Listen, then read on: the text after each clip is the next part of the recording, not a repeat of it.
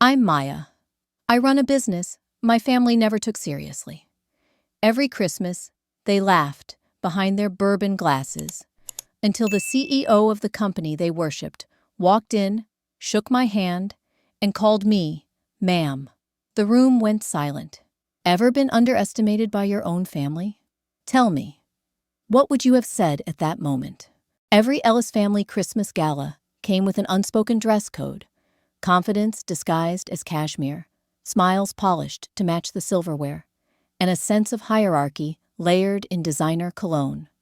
The invitations were formal, the expectations informal. You didn't need to bring a gift, just a story of success, preferably with a title impressive enough to outshine the tree.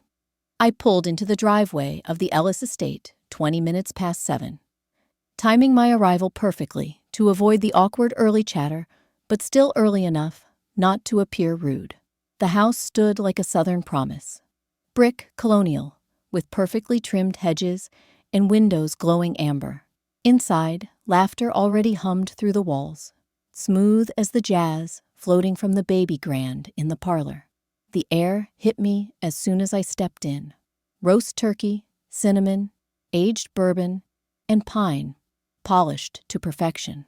The Fraser fir in the foyer stretched almost to the ceiling, draped in gold ribbons and white lights.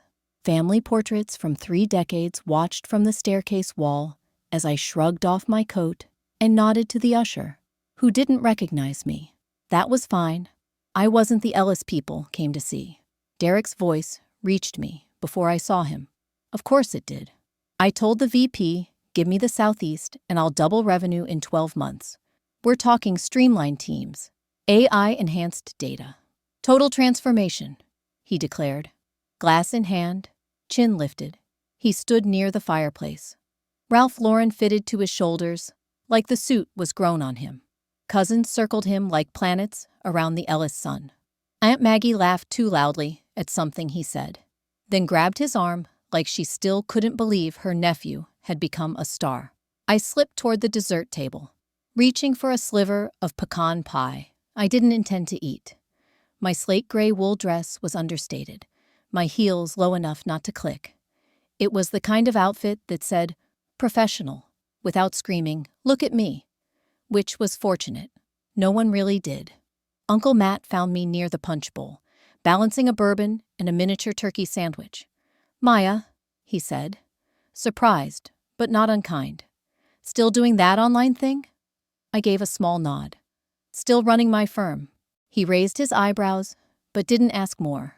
He never did. Before I could retreat, someone else joined. A cousin's wife, I think. Jennifer. Jessica. You're in marketing, right? She asked brightly. You help small businesses or something. Something like that, I replied, my tone neutral. Well, if you ever want to grow it into a real agency, maybe Derek could get you a meeting with someone at Altwave. He's so connected now. I smiled faintly. That's kind of you. In truth, I didn't feel insulted. This was the same script every year. It was easier for them to believe I was dabbling in something cute and manageable. I let them. Derek appeared suddenly, topping off his glass. Hey, cuz, he greeted, not quite making eye contact. Still freelancing. Still running Paragon, I said. Oh, right. Paragon Strategies. That boutique thing. What is it now? 5 people? 8. He grinned. Well, if you ever want something more stable, we might have room on one of our teams. Michael's looking for sharp folks, and I could vouch for you. Family first, right? I took a sip of water. Very thoughtful of you, Derek. It wasn't sarcasm. It was just deliberate. He turned back to his admirers without waiting for a reply. Behind him, Aunt Maggie clinked a fork against her wine glass. Everyone, let's raise a toast to the next VP of Altwave's Southeast Division. She beamed, gesturing dramatically. To Derek. Glasses lifted. Cheers rang out. I raised mine too. Sparkling water in a vintage coupe glass. It didn't matter. Tomorrow, everything would be different. But tonight wasn't the time to tell them. Success, I had learned, didn't need to be loud to be real. As the room settled back into chatter Aunt Maggie clapped her hands again. "Oh, and guess who RSVP'd last minute?" she trilled. "Michael Tang, the CEO of Altwave." There was a visible shift in the room. Shoulders straightened, voices lowered. Derek's smirk curled like smoke. Now that's going to be a moment. I glanced at my watch. Right on schedule. They didn't know it yet, but the power in the room had already shifted. And by this time tomorrow, they'd remember this evening differently. Some people drink to celebrate. Derek drinks to perform. By the time I made my way back into the main room, the atmosphere had shifted from holiday warmth to full-on cocktail theatrics. The jazz was softer now, some classic Miles Davis drifting from the Bluetooth speakers near the fireplace, and the bourbon had found its rhythm, flowing as easily as the laughter. The deviled eggs were nearly gone, mini crab cakes replaced by scallops on skewers, and someone had just placed a second pecan pie on the buffet. We were no longer celebrating Christmas. We were attending the Derek Ellis Show. He had taken up his usual position near the hearth, glass in hand, voice projecting just enough to sound casual and important. "Altwave's old model worked for a while, but it's time to evolve," he said, pausing to let the idea settle. "I've been laying out the post-merger architecture myself. Michael wants fresh thinking, someone who can lead the charge." He used his hands when he spoke now, like a politician at a press conference. I watched him gesture broadly with his drink, the ice clinking like applause. Derek always had a way of making words sound like winds. It didn't even matter what he was saying. The family soaked it up. My cousins leaned in as if proximity might earn them job offers. My aunt's second husband asked about digital transformation, like he understood what it meant. And in the corner, Uncle Matt nodded, as if Derek had just invented the internet. I stood beside the drink table, sipping from a glass of water that had long since gone warm. A tiny pine sprig floated near the rim. I could have said something. I could have interrupted and corrected and clarified, but I didn't. In 2017, Derek had glanced at one of my early business cards. Plain white, bold sans serif font, and chuckled. "Your business cards don't count if you print them yourself," he said. "That's not a company, that's a side hustle." I smiled then too, like I'm smiling now.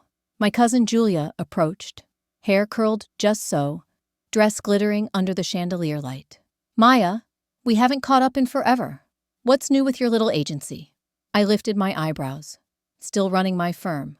"Oh, wow, that's awesome," she said, dragging the word out too long. "What is it you do again?" "Branding, websites, strategic consulting," I replied. "Acquisitions, restructuring, a little bit of market analytics." Her expression didn't change, but her eyes blinked twice, like a computer buffering. "Cool, very niche." Before I could respond, Derek slid in from the side, chuckling. "Paragon Strategies, right? How many people now? 4? 5? I met his gaze. "Level 8. "Wow. Growth," he said, taking a sip of his bourbon. "Hey, if you ever want to scale, I could probably help. We've got a whole leadership pipeline at Altwave. I'd be happy to vouch." "Appreciate that," I said, and moved toward the hallway. My phone buzzed as I stepped away from the group. A quick glance showed a message from my assistant, Ava. Tang ETA confirmed, 8:30 sharp. Room already scouted. I typed back quickly. Perfect. He still has no idea. The irony wasn't lost on me. While Derek was busy announcing imaginary promotions, the real CEO was about to arrive through the front door. And not for him. I returned to the room just in time to catch the end of one of Derek's more animated monologues. And that's why AI-powered data isn't just a trend. It's the backbone of modern growth. I mean, that's what Michael and I have been talking about. Michael and I, the way he said it, like they were co-CEOs, sharing cigars and secrets on a rooftop. Uncle Matt raised his glass. "To the future." "Actually," Aunt Maggie chimed in, ever the curator of family myth, "I'd like to say something." She stood with a practiced grace, the kind she used for weddings and baby showers. "This family believes in legacy. And tonight, We celebrate that legacy through leadership. Through Derek. There was applause. I joined in, lightly, fingertips against glass. And, she continued, with Michael Tang arriving shortly, let's show him just how forward-thinking we are. She looked directly at Derek. Let's make him proud. Derek raised his glass again. To vision, to growth, and to making the next era of alt-wave unforgettable. The crowd echoed him like a choir. Toasts all around. I took one last sip of water and placed the empty glass on the mantel. Without waiting for another word, I turned toward the foyer. The moment had arrived. I could feel my pulse, not from nerves, but from precision, like watching a well-oiled clock tick its way toward the strike. My heels were quiet on the hardwood, my back straight. I walked past the tree, past the smiling faces and expectant eyes, toward the large oak doors. Behind me, the room quieted slightly. Voices slowed, glasses lowered. Derek's laughter faltered for the first time all night. Then, the doorbell rang. Michael Tang walked into the Ellis estate, like gravity in a tailored coat. I didn't expect the silence to fall so quickly. One moment, the room buzzed with chatter, glasses clinking against heirloom coasters, and laughter echoing over the hum of jazz. And then, the double doors opened, and the hush arrived like a cold front. Michael stood in the entryway, framed by the glow of the porch lanterns and the golden chandelier overhead. He looked every bit the CEO you'd imagine. Black overcoat folded neatly over one arm, hair silver but immaculately styled. The sharp line of his jaw softened only slightly by the warm smile that played at his lips. Behind him were two associates in understated suits, their hands full with portfolios, their expressions unreadable. Across the room, Derek stood up straighter, subtly adjusting the cuff of his blazer. His glass was half full, but he held it like a trophy. He cleared his throat once, then again, louder. "Mr. Tang," he called out, smile wide. "So glad you could make it. Welcome to—" Michael didn't stop. His eyes scanned the room, once, briefly, efficiently, then settled squarely on me. Not a flicker of hesitation. Not even a pause for politeness.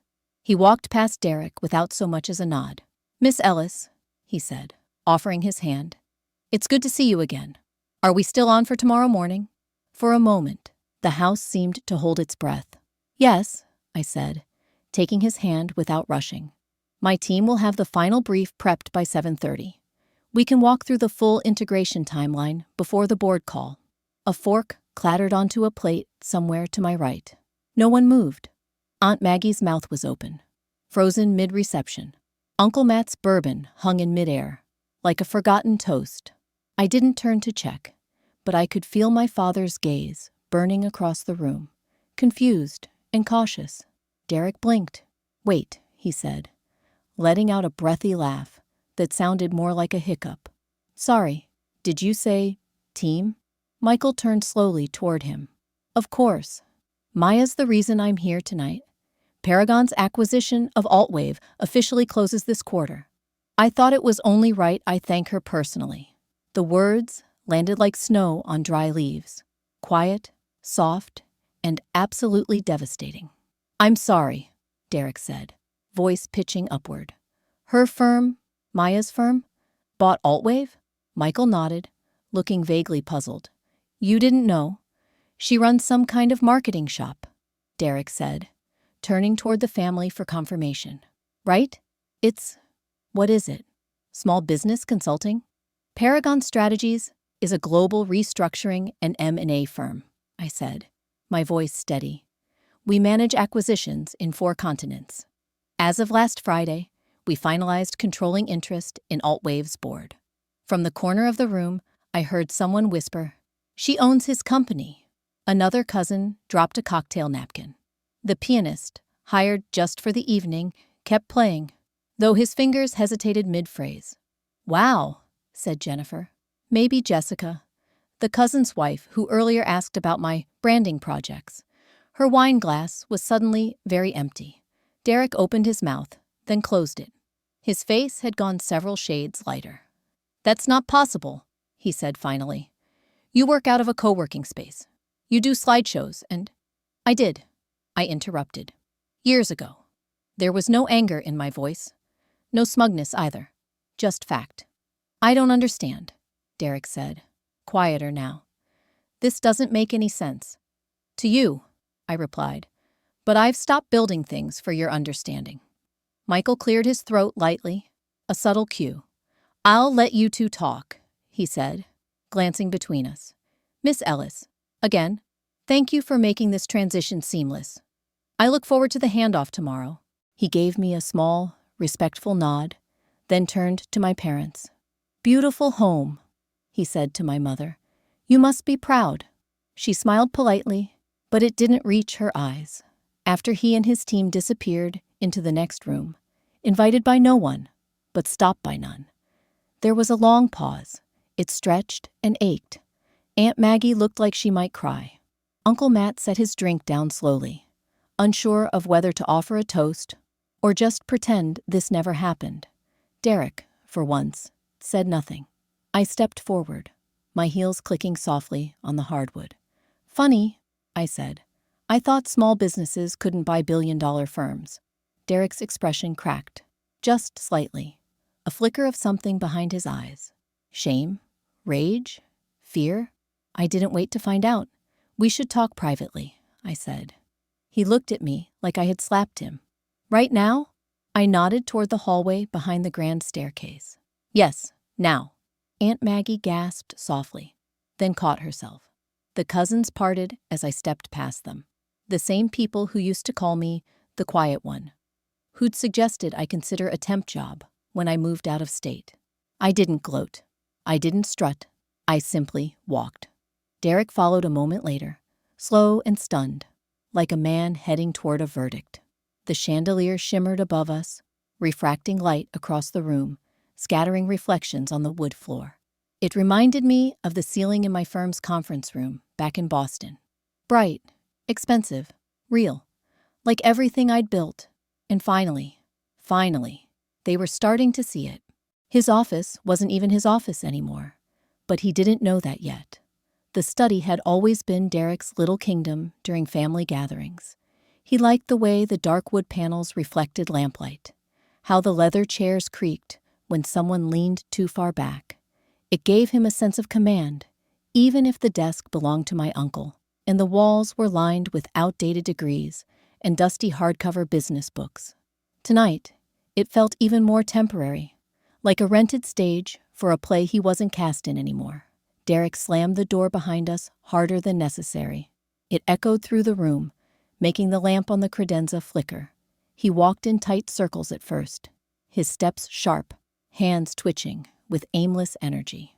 You planned this, he snapped, spinning to face me. You planned this whole thing to embarrass me.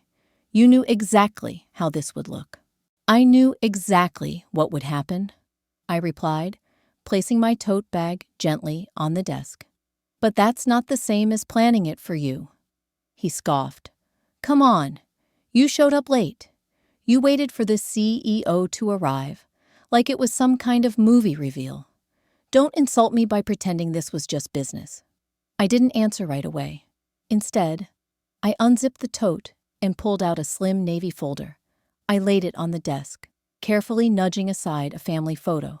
One of Derek in a graduation gown, flanked by our grandparents, both beaming. My fingers brushed it lightly before I turned back to him. This was never about you, I said. Like hell it wasn't. You think I spent years building a global acquisition firm just to get revenge at a Christmas party? I met his eyes, unblinking. That would make for great TV, but it's not reality. Reality is spreadsheets, contracts, risk mitigation, not drama. Derek huffed and dropped into one of the armchairs. His knee bounced. You could have told me. Give me some kind of heads up. I tilted my head. Would you have listened? He opened his mouth, paused, then looked away. Exactly, I said. I slid the folder across the desk toward him. He didn't touch it. His eyes darted between the papers and my face. What is this? He asked finally. Your options, I said. He picked up the folder with reluctant fingers. The first page showed a formal internal review. Missed performance targets, red-flagged client feedback, 3 instances of compliance drift. Nothing criminal, but not great either. "You're firing me?" His voice cracked slightly. "No," I said, sitting down across from him. "I'm offering you a choice." He frowned. "Option 1. You take a lateral transfer to our Minneapolis branch. Same compensation package, no promotion path for 1 fiscal year. Clean start, new team." He blinked. "Option 2. You resign. We'll provide a 3-month severance and a letter confirming satisfactory tenure." "You can't do this."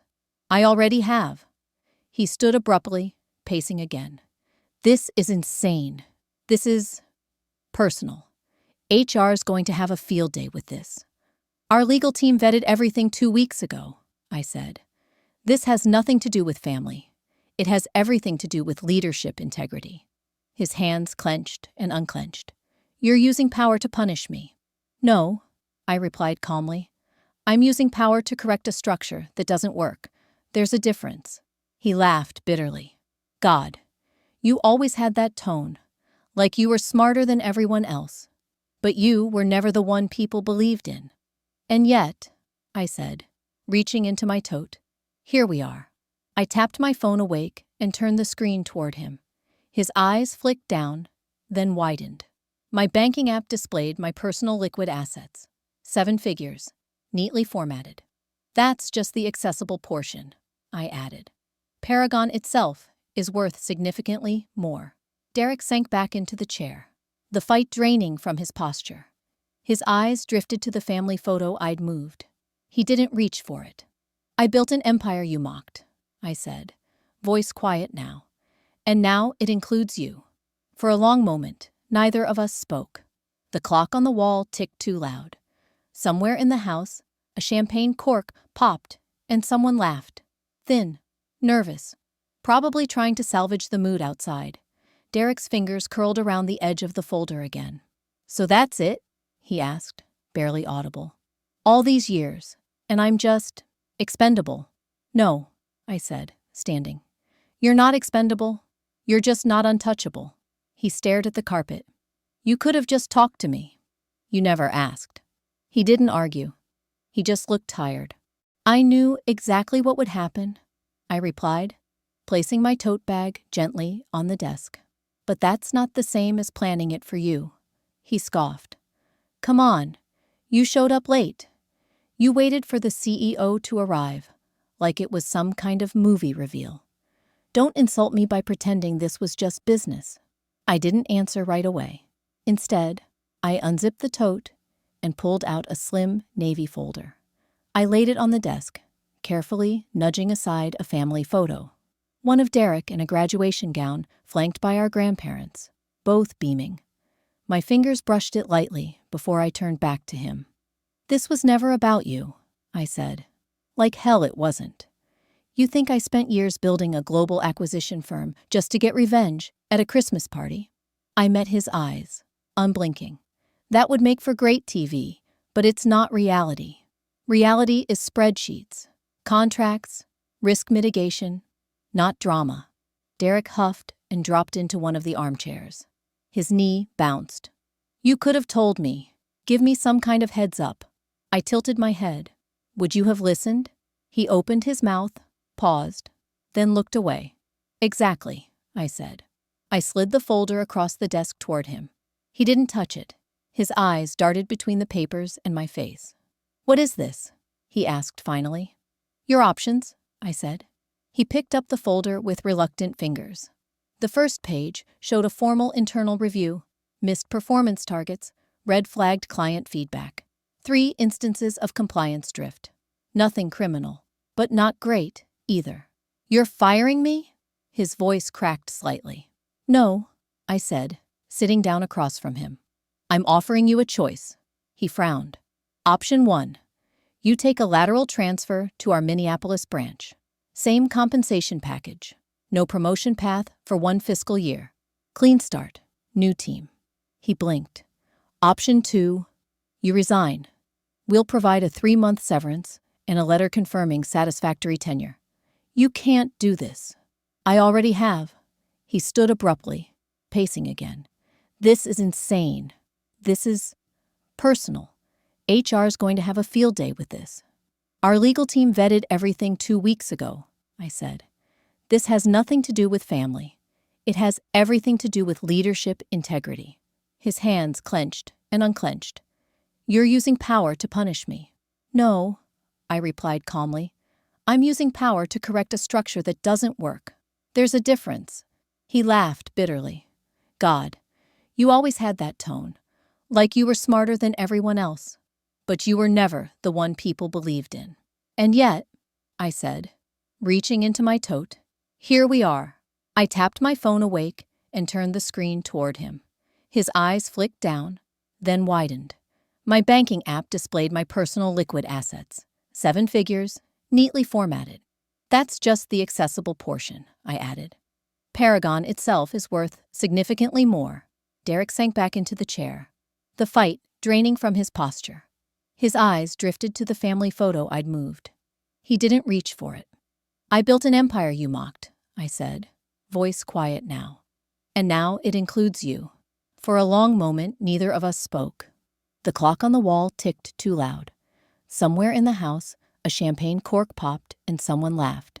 Thin, nervous, probably trying to salvage the mood outside.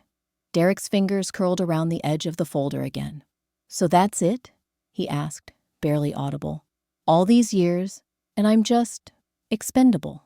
No, I said, standing. You're not expendable. You're just not untouchable. He stared at the carpet.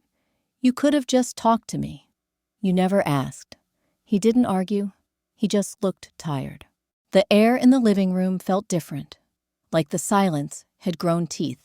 Not loud, not hostile, but sharp enough to cut.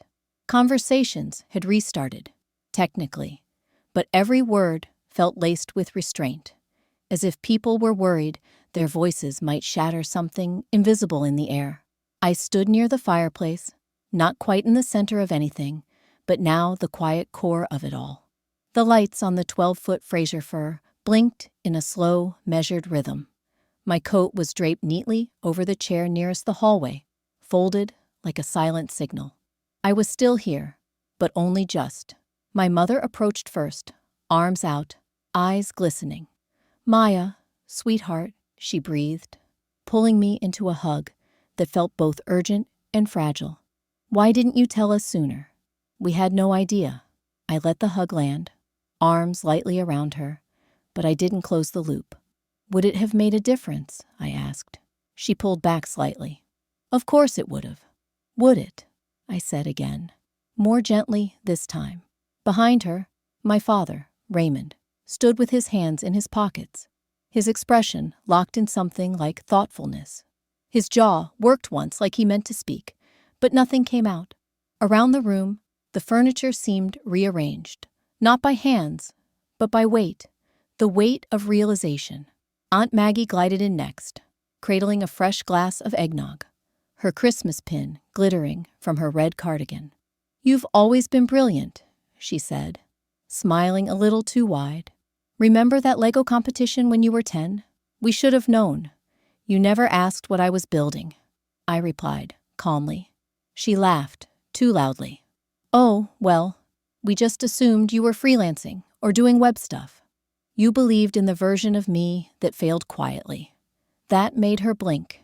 She said nothing for a moment, and then excused herself to check the dessert tray. A couple of cousins drifted closer. Sam gave me a nod, like we were suddenly co-conspirators.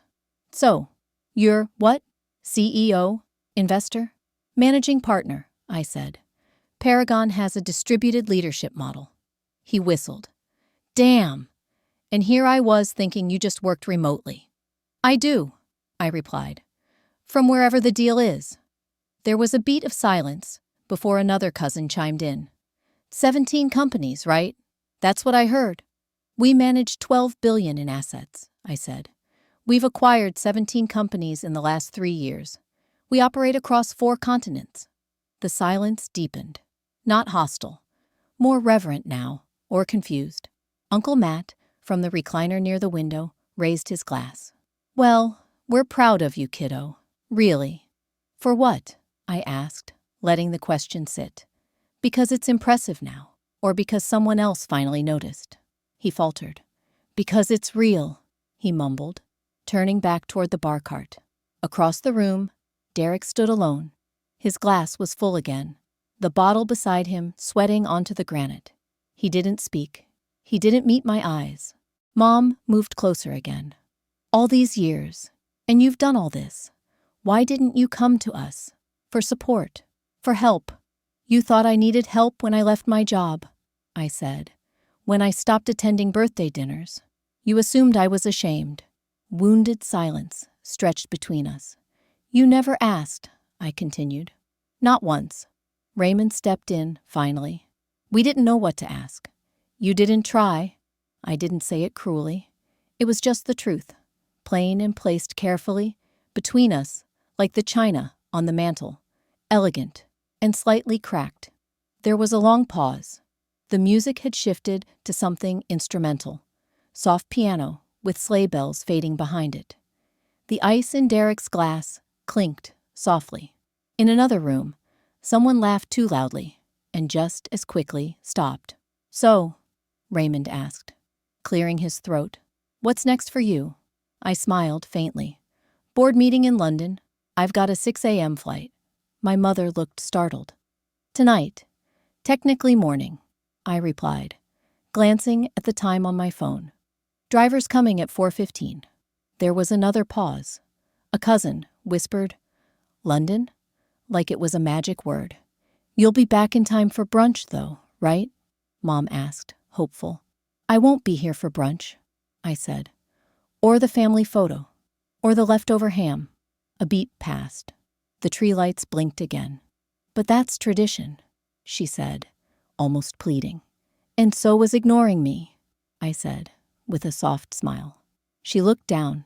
My father nodded once, slowly. No one else tried to stop me as I stepped toward my coat. I folded it over my arm with practiced precision, like someone who knew how to leave. I had left rooms before, left cities, left conversations hanging because they were never meant to be finished. This time was different. This time, they knew I had been here the whole time. As I moved toward the front door, my phone buzzed. Ava. Board deck confirmed. London CFO looped in. Cars on schedule. I tucked the phone away. I paused at the base of the staircase, near the globe ornament that always hung closest to the center of the tree. A tiny string of lights inside made the continents glow like embered glass. I remembered the year I bought it. Singapore, 2019, right after we closed the Turner acquisition. No one asked where I was that Christmas. They assumed I was broke or alone. Behind me, I heard someone say, I always knew she was brilliant. I didn't bother turning around. Derek still hadn't moved from the bar. Mom stood by the fireplace, her hands clasped together now, silent. Aunt Maggie had started retelling the evening already, reshaping it like wet clay. And just like that, the story was being rewritten in real time. Only this time, I wasn't in the background. I opened the front door. Cold air touched my face gently, like a blessing, and I walked into the night. The driveway was colder than I remembered, or maybe I'd just stopped needing warmth. A thin layer of snow had begun to gather on the stone pathway, soft enough to coat the cracks, light enough not to hide them. My heels clicked softly as I walked toward the waiting car. The crisp midnight air stung my cheeks, but it felt clean, like something had been washed away. Behind me, through the frosted window panes of the Ellis estate, the golden lights still glowed, diffused now by the fog of exhausted celebration. The jazz had been replaced by faint murmurs and the occasional forced laugh. It was the sound of people trying to recover dignity after losing narrative. The engine of the black town car purred softly. Ava was in the back seat, laptop open, glasses slightly askew, already 3 bullet points deep into tomorrow's integration review. Michael Tang stepped out from the shadows of the porch column, his coat unbuttoned, but still sharp. You made a statement, he said simply, stepping closer. I didn't say much. You didn't need to, he replied, nodding toward the house. The structure you proposed, staggered absorption, equity neutrality, cultural autonomy, was flawless. They'll feel the shift long after the papers are signed. I nodded. Thank you for trusting us. You earned it, he said. Then, after a beat, you always had. My hand was already on the door handle when I heard my name behind me. Maya, I turned slightly. Lydia stood on the steps, shawl draped over her shoulders, blinking against the snow. Tell us more about your team sometime, she asked, voice softer than before. About what you've built? I gave a polite nod. Maybe. She opened her mouth again, but the wind carried her words away before I could catch them. I didn't move closer. Inside the house, I saw movement through the window. Derek. He was standing just beyond the curtain, drink still in hand, back half turned. He didn't wave. He didn't say anything. And I walked past him, just like he once walked past me. I opened the car door and slid into the leather seat. Warmth wrapped around me like purpose. Ava looked up from her screen. Flight check-in confirmed. London boardroom ready. Decks finalized. I nodded. Good. Get some sleep before wheels up. She smiled, rubbing her eyes. After I clean up the appendix slides. The car pulled away slowly, tires crunching over the powder-dusted gravel. The Ellis estate disappeared behind us. Not with drama, not with grief. Just a gentle fade. I didn't check my phone until we reached the interstate. It buzzed once, then again, then again. Notifications stacked, new texts, vague apologies, Facebook comments from cousins I hadn't seen in years. Congratulations. Let's catch up. We always knew you were going places. I deleted them all. 3 months later, I sat at the head of the conference table in Paragon's Boston office. The skyline behind me glinted with early spring light. A file folder lay open in front of me. Final signatures, full acquisition authorization. It was a modest tech firm, regional, quietly profitable, my father's retirement project. He used to talk about it like it was a garden, something to tend, to prune, to pass down to the child he thought would stay close. He never offered it to me.